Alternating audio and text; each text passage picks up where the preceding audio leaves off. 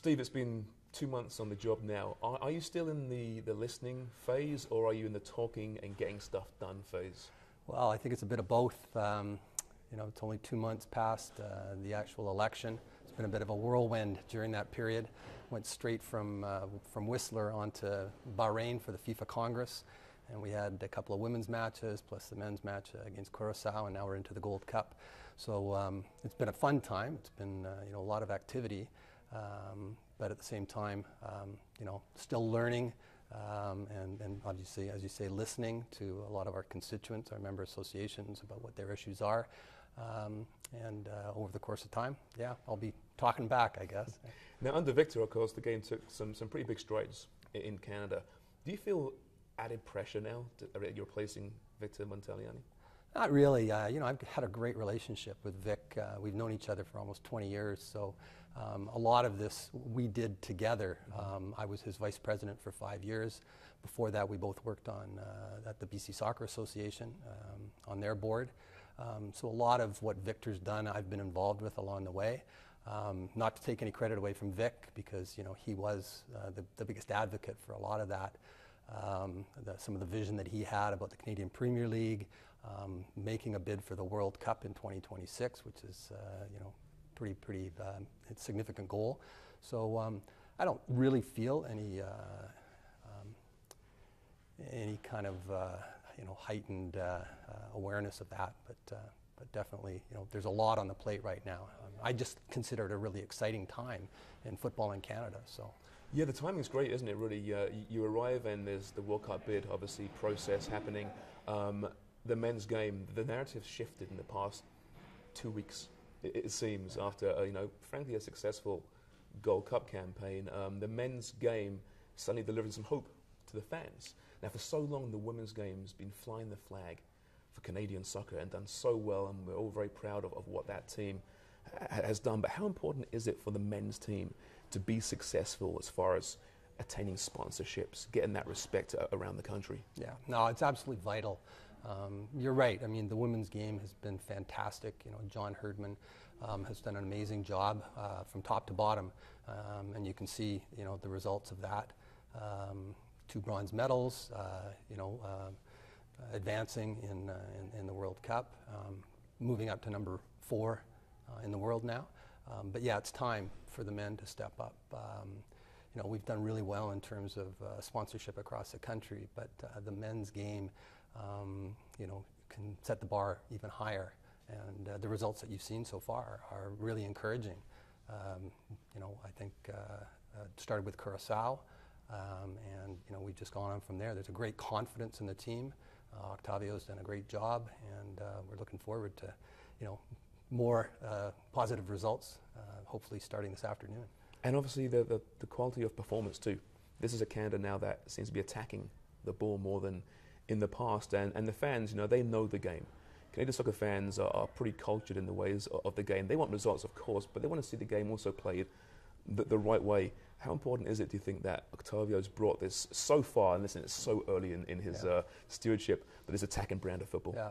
No, again, that's really exciting. I think you're right. We've got a pretty sophisticated group of fans across the country. They're watching it on TV. They watch the EPL, the Bundesliga, La Liga. So they are very sophisticated, and they're used to seeing that brand of football. So to bring that to Canada, and show that we have the talent to do that is really exciting.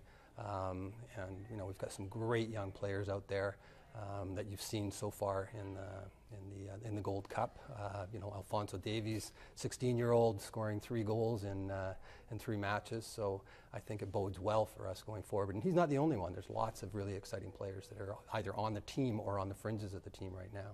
Many basketball fans and players talk about the Vince Carter factor in the 90s, 2000s, and how they learnt the game and enjoyed the game through him, and now they're stars in the NBA. Canada, you think, might need that type of player. You look at Alphonso Davies, he's 16. It's still unfair to put too much on him, but it must be tempting to think, man, what could this kid become as almost a figurehead for Canadian soccer players?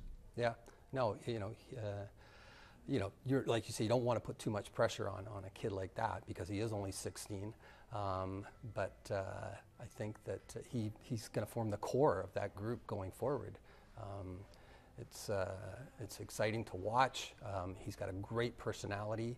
I had the opportunity to meet him in Vancouver during the citizenship ceremony, and he's mature beyond his years. And I think that a lot of kids that are, either starting to play the game now or are, involved with the sport at a young level are looking up to a player like Alfonso. And I think that, again, is going to be really positive for Canadian soccer as a whole.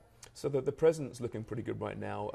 Jason DeVos has been on a personal crusade the last year or so, going around the country, working on the grassroots, long-term player development. Let's get a pathway for the players. How would you gauge Jason's work so far? It's so hard, isn't it? Because we may not see the fruits of that for another 10 years. Yeah. Now, I've got great respect for Jason. Of course, he's been involved with the game forever, pretty much. He was, a player locally. He was, a national team player, captain of our national team. He's worked with a number of districts and large clubs, and I think it was one of the best hires that we've made in the last number of years to bring him on as the director of development. Again, I think we're very encouraged by the feedback that we've had so far with Jason's travels across the country. He's always been a great advocate for the sport. He's asked hard questions when he was, doing the journalism piece, but good questions. So yeah, as I say, I think that's been really good having a person of his stature who can go across the country, somebody who really knows the game, and I think people are buying into it. I think that it's been a great opportunity for us. I found it refreshing that the CSA went to an alumni member for that job. And there has been criticism in the past that not enough former players are involved at certain levels at the CSA. Is that something that needs to improve, do you think? I think that we've started to do a much better job, both on the men's and women's side. You'll see Paul Stalteri is an assistant coach with the men's national team right now. Antti Jazik is involved with our program. On the women's side, we've got Rian Wilkinson and Melissa Tancredi and others that are becoming more involved. So it's being encouraged. We're bringing them up. We're assisting with them getting their license, their coaching certification, and getting them involved with our program. So I think it's really good to have that homegrown talent, those people that have worn the flag, worn Canadian red, and moving on up through the system. Let's stay with the women's side. John Herdman raised some eyebrows recently when he says the goal is 2020. Let's win a gold medal. Then I'm stepping down, and hopefully by that point there'll be a woman to replace him. The thought of John Herdman not being involved in Canadian soccer is a bit sobering, I think, to some people. He's been so positive. He's done such a great job on and off the field. Yeah. You must have known his plans before then.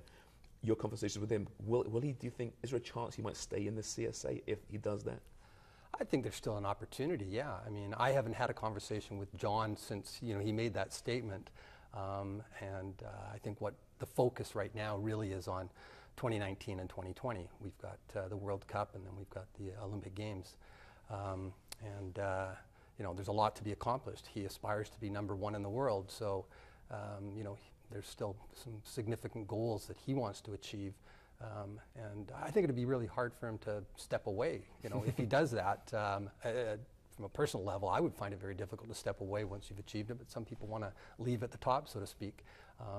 So I think we'll have some conversations with John and see what he's about, and hopefully we can convince him that there's a place for him beyond 2020. I mean, that would be a very exciting time for Canadian soccer. Obviously, you mentioned the World Cup and the women's game, and of course the Olympics. We've got Qatar 2022. By that point, you think some of these young Canadian players under the veteran Alfonso Davies will be making some moves. But that 2026 World Cup, I know it's just a bid right now, but the huge favourites are this Mexico, USA, Canada bid, of course. Likely 10 games in Canada. How can that redefine the game in this country? It's massive. I mean, who would have ever thought that we would be in a position to bid for a World Cup? A men's World Cup. It's just the scope of it, the requirement for stadia to do it on our own, especially in an expanded format with 80 games and 40 plus countries. It would be very difficult. But now that it's, I don't say close to becoming a reality, but definitely we have a very, very good opportunity there. with the joint bid. It's can be, you know, a real watershed, not to overuse the term, but a watershed moment for Canadian soccer on the men's side. We always see that uptick in the interest in the game when you have major events like that, and I think this is our opportunity to really, you know, take it to the next level. I'm still trying to embrace the concept of a 48-team World Cup.